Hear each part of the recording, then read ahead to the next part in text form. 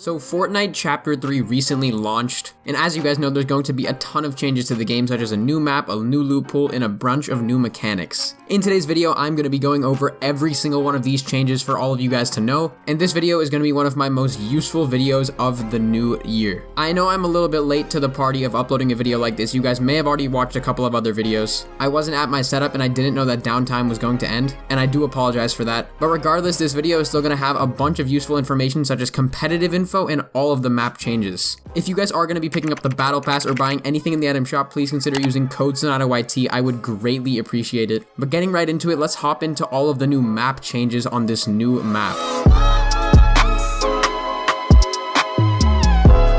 So starting off, I'm going to be going over my favorite map change, which is the return of Greasy Grove. If you guys don't know, on this map, there are 3 primary biomes, which is grass, snow, and sand. I'm really happy about this because I do like all of the biomes that are here, but Greasy Grove is one location that's going to be back, and the next new POI is going to be known as Logjam Lumberyard. I don't really know much about any of these POIs that are new, because obviously they've only been out for a couple of hours, and it's actually tough for a lot of people to get into the game right now, but regardless, I'm here informing you guys about all of these changes. The next new POI is going to be the Sanctuary, which is actually the home of the 7 if you guys follow the lore of the story. After the Sanctuary, there's going to be the Daily Bugle, because if you guys don't know, Spider-Man has come to Fortnite. And if you guys follow Spider-Man movies or comic books, you know that the Daily Bugle is a newspaper at which he works. Next, there's going to be Chonker Speedway, Condo Canyon, and Butter Barn. All of these places are going to be found in the sand biome, and they're very important to the story. Especially Butter Barn, that was there back in Chapter 2 Season 5. I'm really happy that there are biomes, and this map is very good. Now obviously these are just the bolded locations of the islands. Those are the only ones that I'm going to be going over in this video. There's obviously going to be a bunch of smaller areas, but let's move on to the weapons of Chapter 3.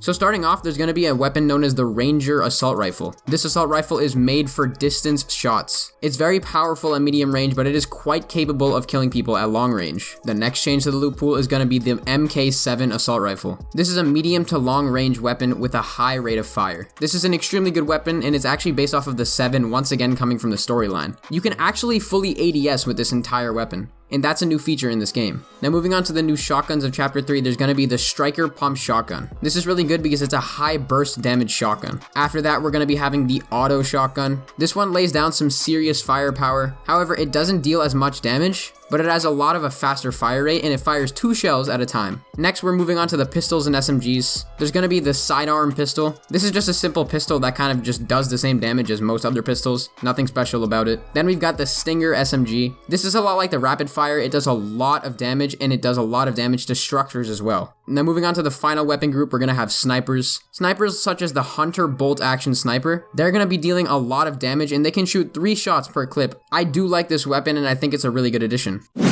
Next, we're going to be going over overall gameplay changes to utility and other aspects. First, we have the brand new camping utility. Basically, what you can do is throw down your tent and then rest in it to heal your team. You can stash 2 or 3 items into the tents to collect in your future matches. I don't know if this isn't competitive yet, I haven't really done that much research, but camping is very useful if you guys are interested in playing passive. And now the next big gameplay change is going to be taking the crown after you win the game. The crowns are going to be given to the top 4 players in solos, the top 2 teams in duos, just the top team in trios, and just the top team in squads. I really like this addition. It's cooler and it makes the win a little bit more satisfying.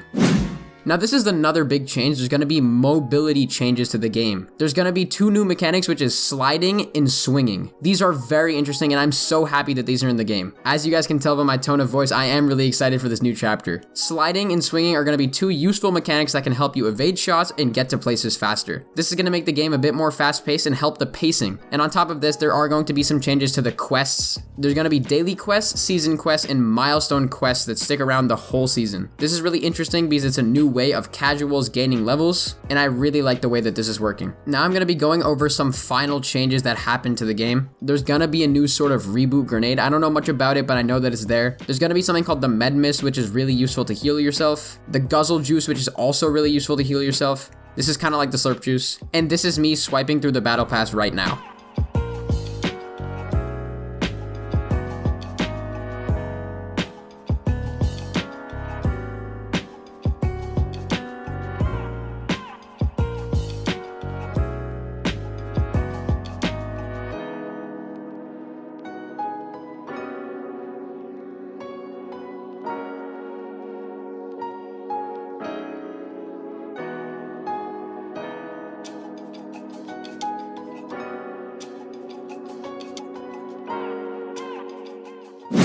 Now, another big gameplay change is going to be the new weather features of the island.